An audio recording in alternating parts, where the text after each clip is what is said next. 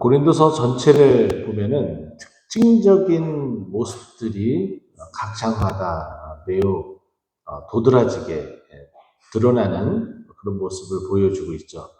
그래서 우리가 성경을 보면서 특정장이라고 이야기하는 그런 몇몇 장들이 있습니다. 믿음의 장 하면 히브리서 11장이 되겠고, 또 이제 제가 말씀드렸던 것처럼 고린도 전서에는 사랑장 13장이 있고, 또 15장 부활장이 이렇게 언급이 되고, 각 장마다 매우 특징적인 것을 딱 집어서 이야기를 합니다. 반면에 오늘 이제 고린도전서 4장은 그 특징이 이렇게 확연하게 드러나 있지는 않지만, 그래도 우리에게 잔잔함과 우리에게 또 주고자 하는 확실한 메시지를 분명히 이제 가지고 있다는 거죠.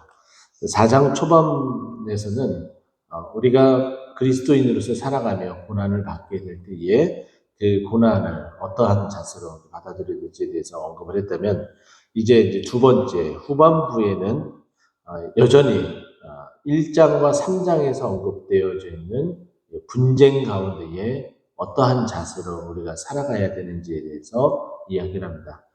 그 말인즉슨 1장과 3장에서 편지를 쓰며 그 부분들에 대해서 언급을 했는데, 또다시 이야기를 했다면은 아마도 이 분쟁에 대한 부분과, 그리고 이 교회가 그만큼 굉장히 복잡하고 시끄럽고 정말 사분오열돼서 이 교회가 쪼개지기 일보 직전까지 가지 않았을까라는 생각을 해봅니다.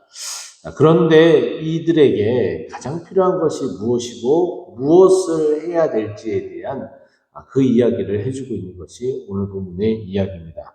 네, 이제 14절 먼저 이것을 보게 되면은 너희를 부끄럽게 하려고 이것을 쓴 것이 아니다. 너희들의 현재 모습, 그리고 앞으로 나아질 너희들의 모습을 위해서 쓰는 것이지, 너희들이 지금 잘못하고 있는 것을 꾸짖고 지적해서 너희가 정말 많은 사람들에게 지탄을 받고 손가락질을 당하기 위해서 내가 이것을 쓰는 것이 아니다라고 설명을 해주고 있어요. 그러면 그 근거는 뭐냐? 도대체 무슨 근거로 이렇게 말할 수 있느냐? 이것은 14절 후반부에 보면 오직 너희를 내 사랑하는 자녀같이 권하기 위해서, 즉 너희들에게 내가 사랑을 하고 있다 고백을 하는 것과 마찬가지입니다. 이 사랑에 대한 이 표현은 14절부터 여러분들이 성경을 우리 같이 읽으면서 내용을 어느 정도 이렇게 파악을 하셨지만, 이 사랑이라는 단어가 중간에 이제 사라지게 되지만 마지막 21절에 다시 한번 이 사랑이 나타나게 됩니다. 뭐라고 얘기해요? 너희가 무엇을 원하느냐? 내가 매를 가지고 너희에게 나아가랴? 사랑과 온유한 마음으로 나아가랴? 결국은 너희를 사랑하는 마음이 지금 나에게 가득하여 있다라고 말해주고 있는 거예요. 자, 그러면 이 사랑은 과연 어떠한 역할을 하고 있는지, 이 사랑이 이들에게 왜 필요한지에 대해서 설명을 이제 하고 있습니다. 15절에 보면은 그리스도 안에서 1만 스승이 있을 때 아버지는 많지 아니하니 그리스도 예수 안에서 내가 복음으로 너희를 낳았다. 내가 너희를 사랑하는 것은 그냥 형제들끼리의 사랑, 남녀의 어떤 에로스적인 사랑, 어떤 그런 사랑이 아니라 부모님이 자녀를 사랑하듯이 모든 것들을 다 내어주고 헌신하는 그런 사랑과 같이 내가 너희를 사랑하고 있다. 내가 너희를 낳았다. 무엇으로 낳았냐? 복음으로 낳았다. 저 초반부에 말씀을 드렸죠. 고린도전서 이제 시작을 하면서 1년 6개월이라는 시간 동안에 함께 있었던 그 시간을 통하여서 내가 너희를 복음으로 낳지 않았느냐, 그만큼 사랑하고 너희를 아끼지 않았느냐. 그런데 너희들에게 이렇게 말하는 것은 너희를 다시 한번 말씀드립니다. 지적하고자, 너희를 흉보고자, 너희의 그 잘못을 지적해서 너희들이 다른 사람들에게 지적을 당하고 그런 것 때문에 한 것이 아니다. 그런 것은 누구나 할 수 있는, 스승이라고 말하는 자들은 다 그와 같이 하지만은 그런 것을 이야기하면서도 끝까지 내 자녀의 변화된 그 모습을 기다리며 품고자 하는 것은 결국은 부모님밖에 없다. 부모님의 그 사랑이 그렇게 하는 것이다. 이렇게 이야기를 해요. 그러면서 16절에 보면은 내가 너희를 권하는데 나를 본받아라 라고 이야기를 해요. 대단한 표현이죠. 이것은 뭐냐면은 닮아가는 겁니다. 본받다라는 것은 너희가 좀 닮아갔으면 좋겠다라는 거예요. 이게 이제 유전적이로든 아니면은 그 모습이로든 닮아가는 모습인데 우리는 계속해서 서로를 바라보면은 닮아갑니다. 그래서 이제 표정 이런 것들이 부부가 닮았다라는 표현을 쓰는 게 오랜 시간 동안 같이 보면서 또 사랑하면서 살아가기 때문이죠. 그런데 지금 현재 사도 바울이 고린도 교회 이 교인들에게 너희는 나를 본받으라 라는 것은 내가 그리스도를 본받은 것처럼 이것이 전제되어야 되는 거죠. 그래서 후에 보면은 고린도 이제 후서 11장 1절에 보면은 내가 그리스도를 본받은 것처럼 너희는 나를 본받으라 라고 정확하고 명확하게 우리에게 말을 해주고 있습니다. 자, 우리가 알고 있는 이제 유명한 작품이 있죠. 메밀꽃 필 무렵이라는 문학책이 있습니다. 그 책을 보게 되면은 장돌배기 이제 동이가 이제 젊은 이제 그 만나게 되는데 어디서 이게 딱 처음부터 끌리는 어떤 그런 모습들에 대해서 이야기를 이제 하고 근데 거기에 이제 복선을 깔아서 제가 내 아들이구나라는 것을 알게 되는 것은 자신도 왼손잡이인데 쟤도 왼손잡이네 왼손으로 이렇게 수칙을 하네 그것을 보고서 내 자녀구나라는 것을 복선을 깔아주고 암시해 주는 것처럼 우리는 어딘가 모르게 누구를 닮아가야 돼요? 그리스도를 닮아가야 됩니다. 그러기 위해서는 너무나 멀리 있는 그런 분이죠. 그리스도가. 그렇게 우리는 느껴지고 있어요. 왜냐하면 소위 말해서 넘사벽이라고 생각하기 때문에. 그러기 위해서 누군가가 그 간격을 좁혀줄 필요가 있는데 그 역할을 지금 누가 해주고 있는 거예요? 사도 바울이 해주고 있는 거예요. 내가 그리스도를 본받은 것처럼 내가 그리스도를 본받은 그 모습처럼 너희는 나를 본받아라.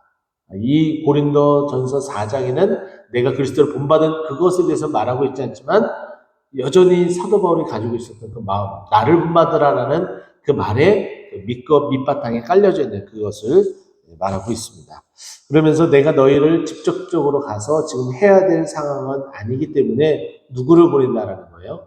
디모데를 보낸다. 근데 이렇게 디모데를 보내서 너희들에게 1년 6개월 동안 가르쳤던 것들, 내가 계속해서 끊임없이 이야기했었던 것들을 또다시 녹음기를 틀은 듯이 똑같은 이야기, 그 안에 사랑과 능력과 이 모든 것들을 다시 말할 터인데 그것을 듣게 되면 그것을 생각나고 그것으로 인해서 다시금 그 마음을 고추 잡고 다시금 행진하며 나아가자라고 말하고 싶었던 거예요.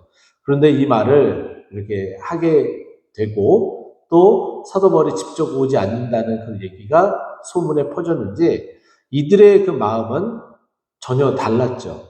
사도 바울이 아니라 다른 사람들이와 다른 네가와 뭐 디모데가 온다고 그래 알았어 그런 마음이에요.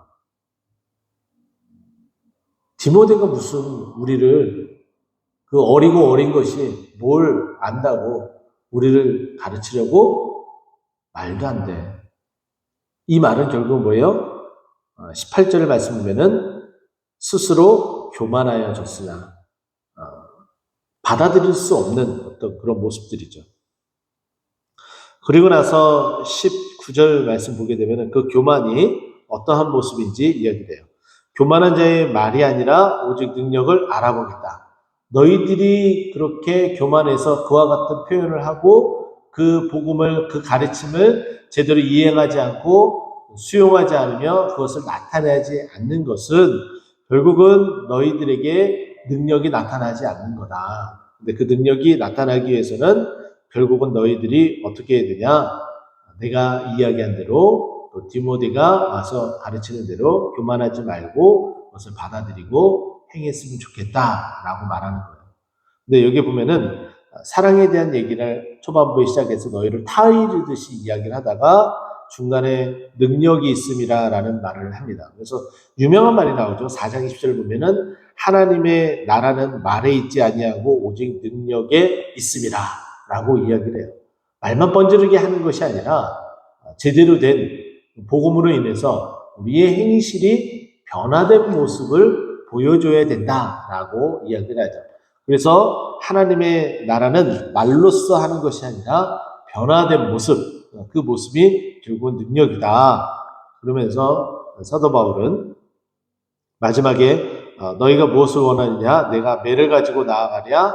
나는 너희를 때려가면서, 지적하면서, 잘못에 대한 응당한 대가를 치르게 하면서, 이것이 아니라 너희가 온전히 변화가 되어질 그런 모습처럼 내가 너희를 이렇게 간절하게 바라며 품고 싶다. 사랑으로 품고 싶다. 내가 너희를 낳지 않았느냐. 복음으로 낳지 않았느냐. 그래서 너희가 이 복음에 합당한 모습으로 변화했으면 좋겠다. 그것이 내가 됐던 아니면 디모데가 됐던 교만하지 말고 겸손한 마음으로 그 복음을 받아들이고 변화된 모습으로 나아갔으면 좋겠다.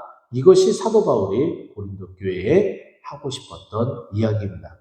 그렇게 해서 복음으로 인하여서 변화가 되면 나눠진 것이 하나가 되고 하나가 된 것이 힘이 응축이 되어지고 그 힘이 응축이 되어지는 것이 결국은 교회의 힘이 되고 능력이 되어져서 세상을 변화시키는 그 능력이 발산하게 되는 것이죠. 그것처럼 우리 교회도 그랬으면 좋겠습니다. 한 사람 한 사람의 변화가 되는 것이죠. 그리스도 안에서 그 복음의 능력으로 변화가 되어지고 또 변화가 되어지고 그 변화가 되어진 것이 한 사람, 두 사람, 세 사람 이렇게 모여져서 그 능력이 나타나 또 교회가 변화가 되고 이 지역이 변화가 되고 또 우리의 가정이 변화가 되는 놀라운 은혜를 또 우리가 이렇게 믿음으로써 또 그 은혜로써 만들어갈 수 있기를 간절히 축원드립니다. 기도하겠습니다.